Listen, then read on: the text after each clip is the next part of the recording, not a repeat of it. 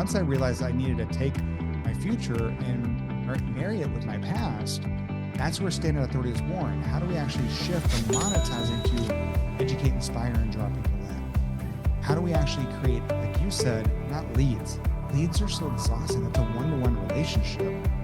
I'd rather create advocates, right? Like, how do we create advocates? Because an advocate can bring me thousands of opportunities.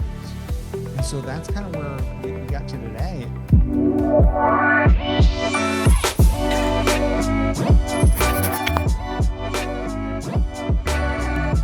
Welcome to today's episode of Influence by Design. I'm your host, Samantha Riley, and today we're going to talk LinkedIn. Now, this I don't think is going to be the same LinkedIn conversation that I've had before. I have been chatting with Joshua B. Lee before we started record.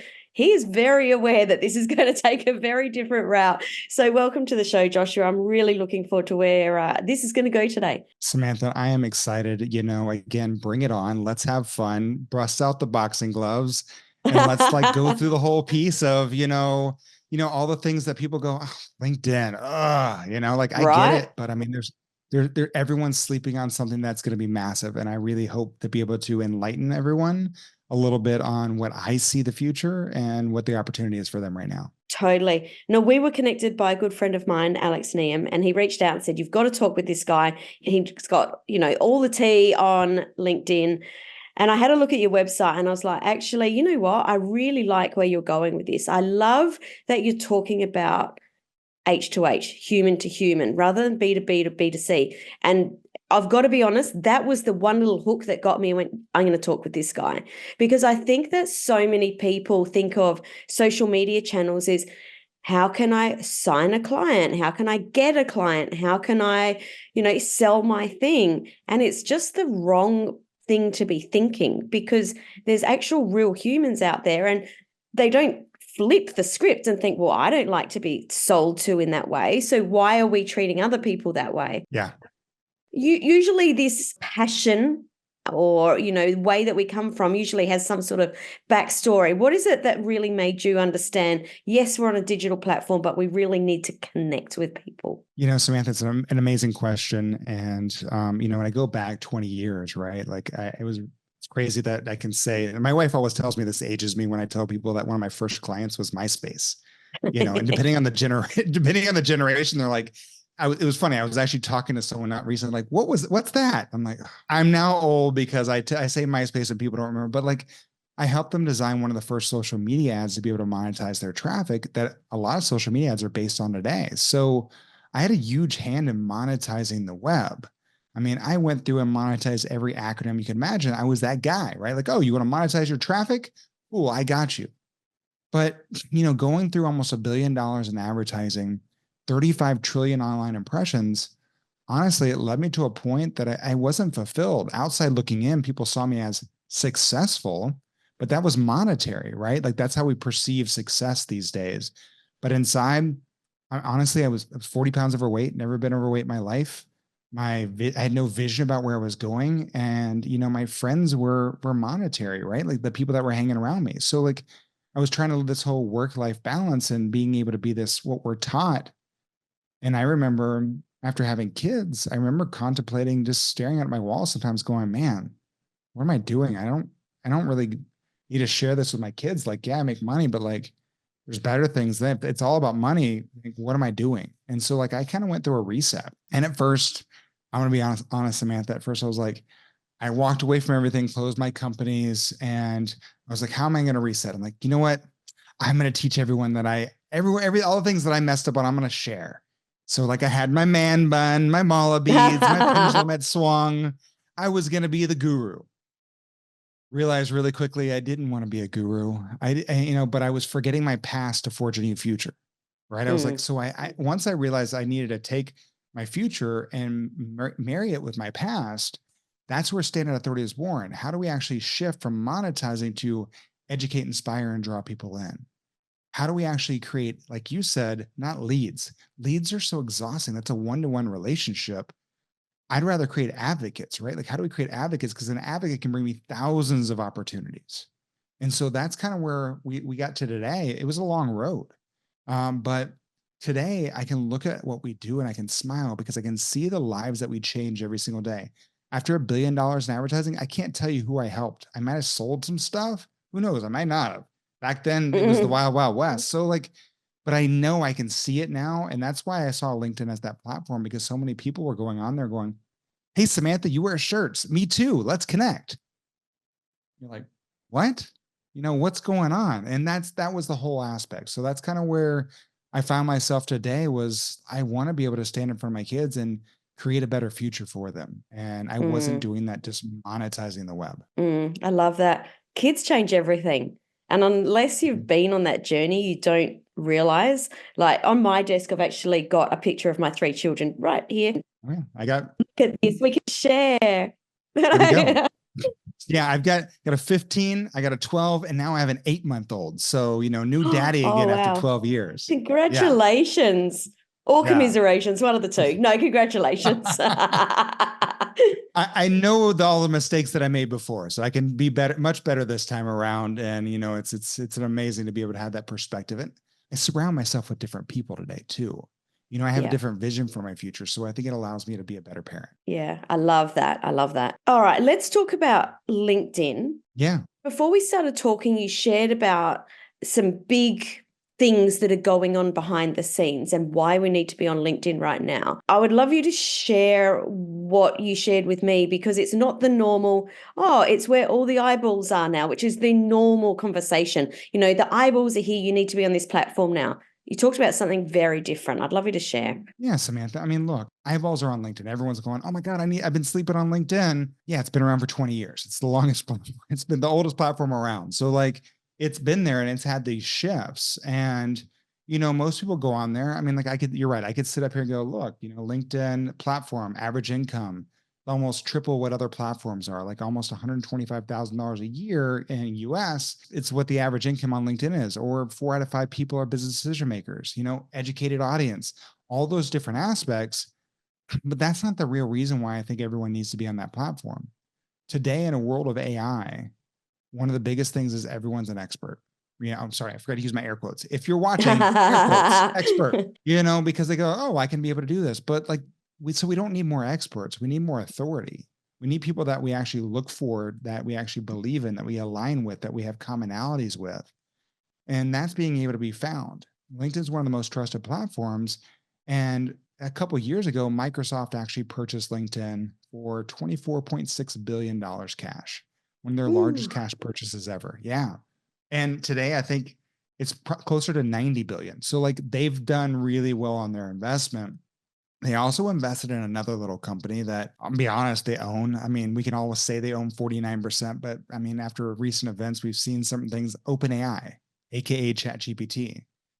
And so it's really interesting what they're doing. I've had the really benefit to be able to work with them on the beta side, to be able to see some of the stuff that's coming out. And most people go, oh, well, LinkedIn, that's where, I get spammed a whole bunch of times. My feed sucks. It's just a whole bunch of people talking about themselves, or, I go there to get a job. Those are usually the 3 things that people say about LinkedIn. Totally. But here's the cool thing. Like with content right now, content's not king. There's so much content out there that it's kind of like watching Netflix on a Friday night, right? You're sitting there. My wife wants to kill me sometimes. She's like, if you take 20 more minutes to pick a show, I'm going to kill you. Right? Oh my goodness. That's exactly what I say to my husband. Just choose something now. Because there's too much out there, right? Content's not king anymore. Quality is queen. We're looking for that quality type of content. And one of the cool things that LinkedIn's doing right now, they're doing what Elon Musk really was doing with Twitter. He didn't care about a social media platform. He cared about indexing that human algorithm. And so one of the best things that I find with what LinkedIn is doing compared with Microsoft and OpenAI is they're actually indexing the type of content on there to be able to not only, LinkedIn's one of the most indexable sites on there on Google. So like if you have a newsletter, you do your post, your profile, not only do you get found on LinkedIn, you also get highly indexed on Google. And now, look, we live in a world of AI. Things are going to change. If people don't know that this thing called generative search is coming, where we won't have listings anymore. It's going to be looking for content and citing the people that are actually sharing that content, rather than actually going through the regular way we know Google. And when that kind of launches about a year and a half, we want to be the people that are actually showing up in those results. And that's what's happening on LinkedIn. And that's why everyone listening, I don't care if you go, oh, my clients are on LinkedIn. I want you to be the one that's found. I want people to find you, not you having to look for those people. And that's what LinkedIn is going to be able to do, because how they're indexing it is the basis for generative search whenever Microsoft launches. And I mean, honestly, right now, Microsoft is the wealthiest, richest, most, whatever they want to call it, the Lots most of expensive money-ish. company out there, like $3.2 trillion business. So it's a company I wouldn't bet against. And that's why I want everyone to be paying attention, because if you're adding that right content that is educating, inspiring, and drawing your audience, you can be found on all the different places that people are looking for people like yourself. And so start putting your content out, start being there, but don't do it in a way that we all hate. Most people are like, hey, look at the shiny thing that I've got here. Like, it's no one cares, right? But how do you actually educate your audience, being able to go in there and, like Samantha, I'll tell you, it's really powerful when you do it the right way. When you say the right way, what are you specifically referring to? No one wants to, I mean, like everyone likes to talk about themselves on most platforms, but we forget that we're there to be able to educate that audience. At least me, like most people go, well, I'm there to be able to, get sales, get leads. Well, an uneducated purchase usually results in a chargeback or lots of headache for everyone that you're working with. I mean, we've all had it. We've all had those people, like, and then you sold them. You have to continue to sell them every single month that they stay on with you, right? Absolutely. Yeah. Like, okay, well, tell me again, why am I going to pay you again? You're like, okay, let me go through this again. But at this point, you're already asking yourself, why? I don't know why. We've all had that, right? So like, if you go on there and put content that educates your audience, like I believe in the 10-20-70 method of content creation. Have you ever heard that method before? No, I haven't. I'd love you to share. All right. So 10-20-70. I think this is the best way to be result. And like, look, it works on LinkedIn, but it works on all platforms. 10% of your content needs to be personal, right? It needs to be human. It needs to be relatable, because it's not Facebook, right? So I don't need to know when your kids are going to school, but I should know that you have them. Just like you and I shared pictures. Samantha, you and I have a commonality. We have a bond. Now we have a better connection. And so that's what people need to think about. Like, oh, you have kids, me too. As human beings, we look for people that we have commonalities and connections with. So we have to not forget that when we're sharing online. People go, oh, LinkedIn's a business platform. I can't talk about me having kids. Wrong, right? There's other human beings on that side. Remember, we talked about not B2B or B2C, it's H to H, human to human. And so 10% of your content needs to be that. I always say, if I call it my door to the couch mentality, rather than me knocking on your door and, hey, Samantha, I'm here to be able to sell you something down the street, whatever it might be. I get those people all the time, like, hey, your neighbors are buying new windows. You should buy them too. I'm like, okay, no, I'm okay. Thank you. But if you and I are sitting on a couch and I'm like, man, Samantha, I got this new drink that I'm drinking right now. More likely you're going to take like, oh, wow, tell me more, right? Because we have that commonality. So that's what the 10% does. 20% of your content needs to be around your company, but not about what you have, what you can do for somebody, what you have done. We have to be storytellers, right? We want to be able to tell people so they can actually see themselves in the eye of your story, right? In the people that you've already helped before. So, and we only do this 20% of the time, honestly, because we never want to be that person in the room. We're like, oh, there's Josh, that dude never shuts up about LinkedIn, right? We've all seen those people at events. We're like, avoid. He just wants to talk about, he just wants to pitch me all the time. So we only do it 20% of the time. 70% of your content should educate your audience. We want to be an aggregator of value, right? So like, if I educate my audience enough that they know they have a problem, you're going to come to me for the solution, even if it's not my information, right? Like if I hear something and I listen to one of your other podcasts, I'm like, oh, wow, so-and-so was amazing on there, right? I want to be able to share that.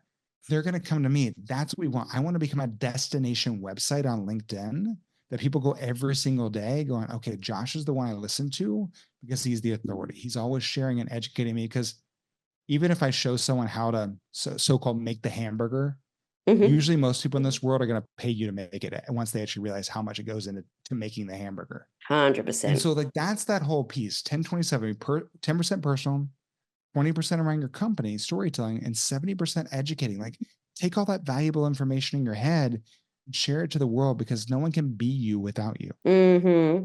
100%. Loving this. Now, you're talking about LinkedIn being the aggregator of all this content. what is the, I guess, crossover is the word I'm thinking of, but it's not quite right, between the amount of views we're getting or interaction and where this information's going? Because this could be just a personal thing. It could just be me, but it is the lowest amount of interaction I get on any social media platform. The average So person gets less than 1% engagement. Yeah. yeah. So what's the, is there a crossover between these two things? There is. And it's all about, so we go through to condition our audience. Like I don't care about the LinkedIn algorithm. Honestly, I don't care about the Facebook or the Instagram or whatever. Those algorithms change all the time. And usually most people are looking for the guru to give them the next hack or the next trick, because guess what? They're going to need the next hack, the next trick every single time the algorithm changes. One Mm-hmm. algorithm that we know doesn't change, it just evolves very slowly over time, is the human algorithm. And so Mm-hmm. that's what we have to kind of play into, right? Because right now we're all been conditioned. Have you ever seen on Netflix? We were just talking about Netflix. So The Social Dilemma. Did you ever see that show, that movie? You know what? I never finished it. I only watched the beginning of it. I'm not a big Well, TV person, to be honest. it's Uh, okay. It's okay. It's like, I'll tell you, it's funny. My mom watched it too. She's like, I can't believe they're doing this to us. I'm like, yeah, they've been conditioning, these social media platforms have been conditioning all of us for 20 plus years. yeah. And like to be in this pattern, to not even think. And we have to be able to kind of look at that. How are we actually going to get? Yes, content is there, but I can't just put content up there and go, okay, find me. Right. Like Mm-hmm. it doesn't, there's so much content out there. So like, how do we actually start drawing people in? I hate cold call and I hate cold emails, right? Like if someone calls me and my phone rings and I'm like, they don't say hello in the first 2 seconds. I'm like, end, right? Like they're about to pitch me, whatever it might be, an auto dialer. Uh-huh. So what we do is to condition our audience is appreciate people for what they take for granted. A lot of us learned we take a lot of things for granted when COVID came around, right? Like all these things in life, we're like, oh, okay, I can't travel as much as I can't do all these things. And these are just things that we took for granted as part of our life. Well, and the same thing in social media, we take a lot of things for granted. Someone looking at our profile, someone engaging on our content. And honestly, how I get someone's attention, like yourself, let's say I see you post online and you get very low engagement. I want to be able to engage with that, right? So, like, what I'm going to do is go, hey, Samantha, I saw your recent post about that podcast with Joshua B. Lee. Man, amazing. Thank you so much. Thanking someone for taking action is amazing. Or, Samantha, I saw you looked at my profile. I just want to reach out and say thank you. Love to be able to connect with you and find out what pushed you to look me up. Or, thank you for engaging my recent post. I'd love to find out what pushed you to engage. What we're trying to be able to do is start a conversation that builds a relationship, because relationships create opportunity. Most people Mm, just want to go, hey, let me spam 1,000 people, get the one sale. They're like, yay. No, you just pissed off 999 people. There are better 100%. ways to be able to do it. And so when you start adding all these different pieces, from putting the right content, engaging with people that engage with you, then also drawing in your audience, right? Like most people, I always say, played Pokemon on LinkedIn. You got kids, so you probably Yeah, remember, yeah. Pokemon. Got Uh-huh. to catch them all, right? They just hit the ad button, like, oh, I have so many connections. That's why your feed sucks. That's why you get spammed all the time, because you just started thinking that it was a numbers game, Mm, because that's what we were all taught. But I want to be intentional. So the people I want to get a hold of, we use Sales Navigator, which is LinkedIn's built-in CRM system, and I identify my ideal audience. And then there's a little tab on there that says active on the last 30 days, posted online. So now I can see them, and now I can actually start drawing that audience by going, hey, Samantha, I saw your recent post. Hey, John, I saw your recent post. Just want to say thank you. So now we're drawing our ideal audience in that will engage and look for our content that we're putting out. Does that make mm. sense? It totally does. How important is Sales Navigator? Can we, you have a LinkedIn, I guess, strategy with connecting with people without it, or it really does help to kind of zero in on who that ideal person is? I look at a lot of people. I'm like, for us, I mean, I know here in the States, it's $100 a month. And for me, I know that one opportunity is worth more than $100 to me. So I want to be very intentional, because LinkedIn only allows us 400 connections a month.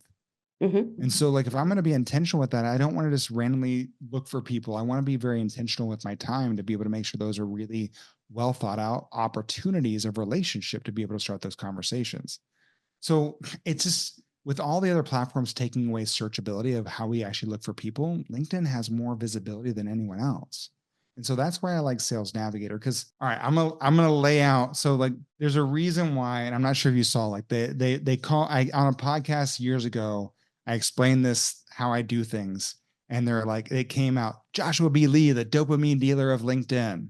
Yes, And I the saw name that kind on of your website. name kind of stuck, right? And so like that's what we have to look at. Like if I ask Samantha, like, why do people post online? What would you say? Well, they post online to get more eyeballs, I guess, because they want to grow their business, they want more clients. All those are true, but there's something first, most visceral that we've all been conditioned, right? We've all been conditioned to look for those little hits of dopamine when someone likes or comments on our post. Then it's branding, then it's clients, right? We put it out there. Just like you said, I put my posts out there and I don't get that much engagement because that first like, we hold our breath, we put it out there like, oh my God, is someone going to like it? And then we get that first like, we breathe, right? So we look for that. So we have to become dopamine dealers. And so that's kind of where it goes, right? Like we're first starting with appreciation. Thanks for looking at my profile. Thanks for engaging my content, or thanks for posting great content. Boom. That's that first dopamine hit. They connect with us. Once we connect, this is where most people mess up. They usually go, hey, why don't you buy my things? Right. And it's like, okay, that's done, and, or these days they pitch you on LinkedIn, then they'll scrape your email and they'll scrape your phone number. And you're like, oh, great. Now you're spamming me everywhere. It doesn't work. My mom always taught me, when I meet someone new, give them a compliment, right? Like I've already noticed like the hashtag influence behind you. And I'm like, oh my God, I love that. Right. Like being able to put these things out there. And like when we meet people new, we're like, hey, oh my God, I love your shirt, great dress, cool car, love your dog. Like we have a golden doodle. So like people love come up to us all the time. So like on LinkedIn, one of the first things we do when someone connects after we've appreciated them and they've connected, we give a compliment. A compliment on LinkedIn is being able to endorse their skills, right? Endorsing you for marketing or for, influence, whatever it might be. And LinkedIn goes, oh, Josh endorsed you for influence. Do you want to say thank you? Now, I get a lot of times people go, how can you endorse someone that you don't know? The number Yes. one rule of my house with my kids is it's nice to be nice. Just the sheer fact. Think about how amazing our world would be if we would just stuck by that one rule, was it's nice to be nice, rather than assuming that we're always trying to be. So like I'm giving. So again, that's another dopamine hit. Josh endorsed you. Do you want to say thank you? Usually most people go, yeah, cool. Yeah. Hey, Josh, thank you so much for endorsing me for influence. That allows that conversation to flip. Now I'm able to be able to ask a question and be like, hey, no, happy to do it, Samantha. Hey, quick question for you. I always love someone's mindset, because that's how we're having many conversations. And we continue to be able to give these dopamine hits to be able to understand who they are, what they stand for, and giving to be able to build a relationship with someone. So if we're going to provide value, it's not unsolicited value. And that's where most people kind of go in, hey, let me teach you how to be able to do this. I didn't ask. So that's what I want everyone to understand is LinkedIn's a platform where if we look at the influence behind you, it's not just for thought leaders, it's for thought leaders with influence. Thought leaders are great. You put a lot of information out there, but if you're not influencing people to actually take action, who cares? Yeah. And so that's the kind of situation that we look at, right? Putting out content that actually adds value, being able to start conversations and relationships. When you start putting all these things together, it creates massive opportunity. And you treat human beings like human beings. You get people that want to see your content. I get on podcasts all the time. I'm like, oh my God, I just read your newsletter, right? Thank you so much for really sharing. I share everything. Everything that we do for our clients, I share on LinkedIn because look, I want everyone to either get there eventually. If they want to get there faster, they can hire us. But I want to be able to make this world a better place for my kids. I tried to change this world on my own many years ago. Damn near killed myself doing it. Bit hard, isn't it? Only way we can change this world is to be able to do it together. And so that's kind of where I see LinkedIn, right? Like it's multiple pieces of a whole, but it's nothing than what we're doing is just being human online again. And I think a lot of us have forgotten how to be able to do that because they just see a name on a screen and they don't realize there's a human being on the other side. 100%, 100%. Before we go on, and I've got some more questions about the content, there's something I want to ask. And I'm sure I'm not the only person that's thinking this right now. So I did prepare you. I was going to call the elephant out. A lot of people say to me, and it is a thought that I have too, that the people that do well on LinkedIn are the people that are selling the LinkedIn dream. So it's very easy to say, yeah, I'm going to connect and I'll connect. And then it's like, well, I've got this LinkedIn thing and it's going to help you to do that. And I feel like the most successful people on LinkedIn are the people that are selling the LinkedIn dream. Can you take us through some people in your world, clients, people you know, that have had really great results from using this that aren't selling LinkedIn services? Yeah. I mean, look, all of my clients, I mean, I've been very blessed. I get to work with a lot of men and women. I used to read their books on how to be able to start my own companies. And they understand that what we're trying to be able to do, the success comes because of that advocacy. Most people don't see that because they're like, oh, well, I've got to use automation. I've got to be able to, it's a numbers game. Numbers game, again, it's called spamming. If you're playing a numbers game. And so like when you look at that, like we talk about some of the people that I've been able to work with, from Dan Sullivan, strategic coach. If you've never read his book, Who Not How, it's amazing. I love that book. Love that I book. actually helped him relaunch it with Benjamin Hardy. So they were both two of my nice clients. Work. So we did that and used LinkedIn. It's funny with Dan, he actually introduced me, hey, this is Josh. He plays me online, right? Because I was the first one that created his first LinkedIn. So he has lots of success on there because, again, it's a different type of person, right? It's not the people that are always talking about themselves. Joe Polish, we've worked with Tony Robbins, we've worked with John Maxwell. I mean, very well-known human beings. And I get that. But there's other people as well too. I had a good friend of mine. I knew his parents, and he's like, hey, Tony wants to get on LinkedIn. Guess what? He runs a roofing company, right? And people are like, oh, well, you can't get that. Honestly, you can. Guess what? Most of us, especially at least if you're listening to this podcast or watching it, you probably have a roof above your head. Right. And this is the whole piece. The people that have success realize everyone on there is another human being. They're not trying to go, it's a B2B. Well, I've got to sell. No one buys from another business. They buy from another human being. And so that's what we have to be able to kind of go through. If you want to be able to have success, we've worked with health practitioners. We've worked with doctors, dentists, personal trainers. I mean, like, there's so much different opportunity. We had the opportunity recently to work with JJ Virgin. I mean, there's a lot of amazing just human beings on there, but it's the way you go about it. Anyone listening can have success on LinkedIn because, again, when you do the things that I'm talking about now, treating another person like a human being, you're a light in a dark tunnel on that platform, because most people are playing the spamming game, the automation game. And so when they get that message that says, hey, thank you, that creates a stopgap on their pattern.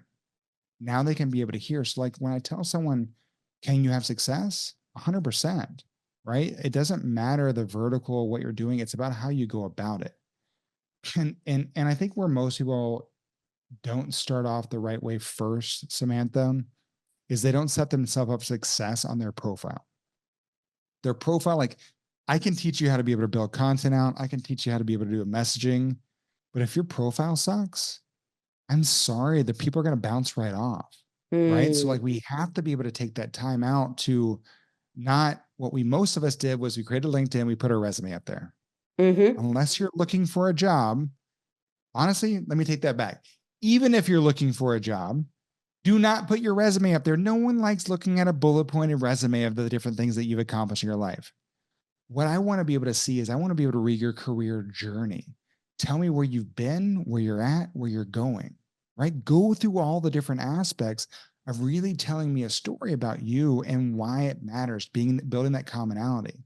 People forget to be able to do these things. And I think that's why most people don't have success, is because they didn't start with the one thing that matters most, your personal brand.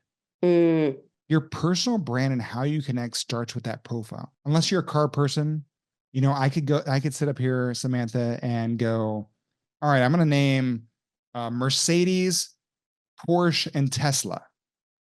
What person's name comes to mind when I say those three cars? Usually Elon Musk, right? About the only probably person. No one can usually tell me, unless they're really big into cars, who runs Mercedes or Porsche. And guess what? They've been around for decades longer. For way longer than Tesla. Yeah. And it's the personal brand, right? Love him or hate him, Elon Musk has a personal brand. And that draws people in. And that's what we have to be able to do. We don't want to work with everybody. We want to, really draw in our ideal audience, our tribe, and push away the people that don't have alignment with us. And so that's where really filling out that personal profile, going from, every company. Like if you look at mine, I go all the way back to my first job when I came out of high school, working at a restaurant as a server. Like I want people to, there's a gap usually between us and our audience of where we are and where they are. But when you start telling your story, it shrinks that gap and allows them to be able to have a much easier point of reference to be able to connect with you. So that's just some of my different thoughts of that I think people need to be able to start off with. Yeah, I love that. You talked about, when we go back to the beginning, that there's a whole heap of data that's being collected. You talked about your profile, you talked about content, you've talked about newsletters. Something that I've just recently been doing, and I don't even know where I got this idea from, but I'd love your thoughts. And I can't even remember what it's called. And I think it's something like there's some way you can get a badge on your profile, and it's by commenting on certain topics. What's this called? So collaborative articles. And this is what LinkedIn's really doing to be able to index. And this is where, if I was going to tell people to spend their time, it's 750 characters. It's not hard. And what they did was they really gamified the way that they are collecting information to be on the different categories and humanizing it for generative search when it launches. So you can get a badge. Like, look, everyone's like, oh, I got a shiny badge, right? Like, yes, but, right? Like, it's not even about the badge. It's about, I want to make sure that when someone searches for Joshua B. Lee or LinkedIn, like on ChatGPT, how do I do this? I want my information and my name to be able to come up. Right. And so those are the ways that I want people to think about it. What you need to be able to do is you have to be able to find a vertical that you want to stand out in, and then go through, and really what you need to be able to add is 3 different pieces of content, 750 characters on different aspects. What they're doing is they're creating an AI article, and each paragraph has a basic statement that kind of breaks it down. And then they allow the human beings to add their perspective on that. You get thumbs up or thumbs down. If you get more than 3 thumbs up on 3 different pieces that you've added, you get the badge. And they reevaluate that every 6 months, pushing you to continue to be able to do that. It's an amazing way to be able to get your information out there. I think so far I have had more badges than anyone else. I think I had 21 badges at one point in time. Wow. But that gets exhausting. Yeah, right. I mean, it was great to be able to do it. I would push everyone, hey, find that one thing that you want to be able to be known for. And it says it right at the top, right? I was a LinkedIn top, I was a AI top voice, right? These are the different aspects of what I want to be able to share with everyone. And it gives you that authority. And that's what we're looking for. Like, you can't go out there anymore and just drop someone in a funnel and sell a $10,000 product. It doesn't happen. I can't just use cold advertising traffic and drop in a funnel. I think I was at a mastermind the other night, and I think we really kind of came down to it. Like, if your offer is more than $500, you're not going to be able to sell that off of cold advertising traffic without getting on a phone call with somebody. And so, like, we live in that world now that you really have to be able to have that authority, that influence, that people go, I mean, look, you looked me up. I looked you up. One of the first places I looked you up, Samantha, was on LinkedIn. Most people do that these days. They go to LinkedIn not to lose themselves in someone else's life, like on TikTok or Instagram, right? We can fall in these Instagram. Yeah, that's TikTok a really good point. Yeah. They go there to either get information, to make a purchase. They're looking there to get educated and be able to make decisions. They're not going there to go, man, I want to go watch Josh play with his kids and his dog all day. Yeah. Or talk about my shoes, right? Like, that's not what they're going there for. And so that's what I want everyone to understand. You have to be able to shift the content too. Love that. Collaborative articles, 100% do it. It's an amazing way to be able to get yourself out there. And that's what I want everyone to understand. Like, the future of business, the future of search, it's going to be AI, and Microsoft is ahead of the curve with their partnerships with LinkedIn and OpenAI. And so, like, people need to pay attention. Like, the Moz score on LinkedIn, and if anyone listening doesn't know what that is, that's how SEO is kind of ranked, is 100 out of 100. So, like, 100%. every piece of content, like when I put, Samantha, do you have a newsletter that you send out to your audience? I do have a newsletter that I haven't used for the last 6 months. Okay. Well, everyone listening, Start signing up for Samantha's newsletter so she starts putting it out there again. I was going to say, so I see, yeah, I'm backing myself now. Now I need to get it out again. But let me tell you, so like most times we send a newsletter out to someone's email. Once it's there, it's done. One of the cool things that I love about LinkedIn is they have a newsletter feature. Not only does it have 100% deliverability into someone's inbox, but they also give you a notification on LinkedIn. So I can do long form content in a newsletter form. I can link off site without getting dinged. And so now I can create opportunity. And the best thing about it is it doesn't just die in someone's email. It gets indexed by it gets indexed by Google. So when I send a newsletter out, within an hour, I get my Google alerts. It shows me that my newsletter was indexed on Google. I'm like, think about that, right? Like that's where everyone's going right now to be able to do most of their search. So you get, that's the opportunity that I want everyone to understand is like, it's not just going to one platform. LinkedIn is a search engine. The two platforms that are the best search engines out there right now are LinkedIn and YouTube. And so like when you're looking at these aspects, you want to be able to be that person that's found, that people are looking for, that people are coming every single day to be able to really go find the answers. Those are the platforms I want people to really take the time out to be able to spend on, because they're not only getting found on there, like, so this will blow your mind, Samantha. And I apologize. I'm just throwing up information at you. I love it. I love it. Stop. As you can It's see, not I going get to excited happen. because It's not going to happen. People look at it wrong. And I'm like, look, there's so many cool things that just, I don't think people are looking at it. So like you say, you don't get much visibility. So there's over 1 billion people on LinkedIn right now. Right. So with the growth that they're having over there, there's still only about 4 million people actually posting on a weekly basis. Huge Now, opportunity. If I told you that there's 10 billion content impressions weekly, that those 4 million people are getting access to, would that push you more to want to be able to find out how to be able to get access to that content? 100%. I mean, those 4 million people are getting access to 10 billion impressions with people that we go back into it. To Twitter, AKA X, whatever, average income around $48,000 US a year. Facebook's around $64,000 US a year. LinkedIn is around 125,000. So you got an average income more than double of most of the other platforms. 4 out of 5 people, decision makers, and still to this day, 50% or more of those audience have a college degree or higher. So you're talking about an educated audience that has buying power and can afford the product and service that you're looking for. And they're not on there to be able to just to watch you dance. They're on there to be able to get information and be able to make buying decisions. I mean, to me, that's a win-win-win-win. So, totally. That's what most of us are looking for. Totally. And, on what you were saying there in regards to the SEO, I often tell people that are just starting their brands or doing something with it. First thing you do, put up your LinkedIn profile. Just because the SEO is so good on it, if someone looks, at least that pops up right at the top. It's usually the first or second thing that pops 100%. up on Google. Yeah. And that's that whole piece, Samantha. Like, I don't know if you're telling people like, go through, fill out every piece, because every piece on your profile is another indexable point. So that's why I'm like, I got 18 jobs on there. The different companies I've worked for, all different places that I can index.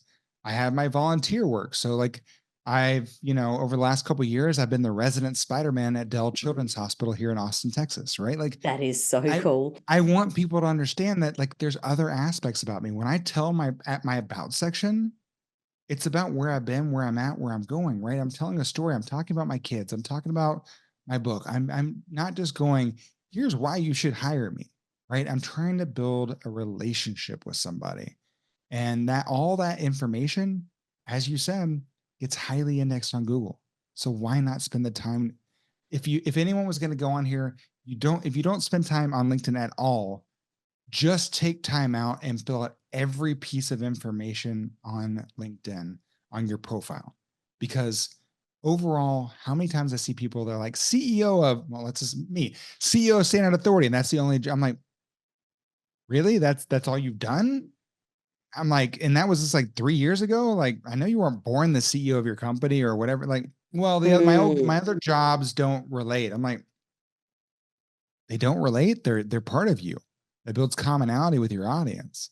Like how many people, like the restaurant that I mentioned that it was my first job, people go, oh my God, you worked at Chili's? Me too. And now we have commonality. And so that's what I want people to think about when you're actually building that. Take time out. Like Samantha said, it's one of the first things that pops up on Google. fill that thing out like crazy. I'd rather have audience brought to you just by doing that. We've seen usually most people show up on search results on LinkedIn 0 to 100 times with a half finished profile. Our clients, when we're going through their profile, we're doing the content like we talked about, doing that engagement engine, being able to appreciate, being able to connect, all those things show up anywhere from 3,000 to 10,000 times a week. Think of how much more opportunity is coming to you rather than you having to go find it. So we're talking about profile here. For people that have got a profile that says, I'm the CEO of XYZ, I know that you've got a free resource that helps people to write this. I'd love you to be able to share that because I think that'd be super helpful. Yeah, no, that's amazing. And yeah, I always say like, you don't need that, right? It already says that you're the CEO of a company, right? So like we have the XYZ. See, I'm going to say it like you. And oh yeah, because you say Z, don't you? That of all the things that I could have chosen. It's okay. No, like, so here's the thing. The XYZ statement is I help X to achieve Y so they can have Z. So this is what I want everyone to understand, right? I help X. Who's your ideal audience, right? It allows you to be polarizing. I only work with it's women, right? Being able to go through there. You need to be able to say that so people go, oh, that's me or that's not me, right? Next, I help X to achieve Y, right? Y to do Y, like you have to be able to tell people what you do, but honestly, no one makes buying decisions based on what you do. They make buying decisions on the outcome, Z, right? So they can achieve Z. As human beings, we are emotional beings. We make decisions emotionally based on some degree of love or hate. We do not make decisions being indifferent in it. Even if you think, oh, I don't make them, I guarantee you somewhere in your psyche, there's an emotion that's been tied to that decision that you're making. And so we have to be able to give that Z, right? That Z. And so that's when you say, I help X to achieve Y so they can accomplish whatever Z. That's where the magic happens. Because most people, when you look at your LinkedIn profile, that's right at the top. And 80% of people don't go past the fold. They go to your LinkedIn profile and they stop there. So how are you actually going to draw them into being able to? So we have a free gift. Do you want the website? I can just give it to you, or you want me to email you the PDF? How about, well, tell us the website. For anyone that's listening, we'll always link it below. Everyone knows that we link everything in the show notes below, but give it to us for people that are standing there right now that wants to plug it straight in. So we made it really easy. It's quiz.soauthority. So soauthority.com. And so like it goes through and it walks you through the entire process and asks you the questions on how to be able to build this, helping you craft a couple of different ways to be able to actually create this XYZ statement.